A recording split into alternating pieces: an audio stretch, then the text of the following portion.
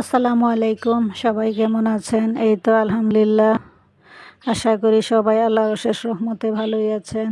এই যে ভিডিওটা দেখছেন, এটা আমার গ্রামের বাড়ির ভিডিও। পুকুরের টাটকা মাছ, গ্রাম মানে হচ্ছে টাটকা খাবার দাবার, মুক্ত হাওয়া, স্নিগ্ধ অনুভব। পুঁই শাকগুলা আমি আমাদের নিজের কাছে পুঁই শাক আমি পেরে নিয়ে আসছি, এনে কাটাকাটি করলাম। আমার আব্বার গরু, আমার আব্বা এগুলো লালন পালন করে থাকে।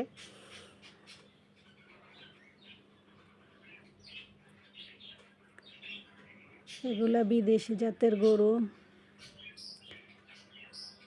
আমাদের নিজস্ব জমির ফসল, ধান চাষ করা হয়েছিল, তাই আমি একটু ভিডিও করে নিলাম।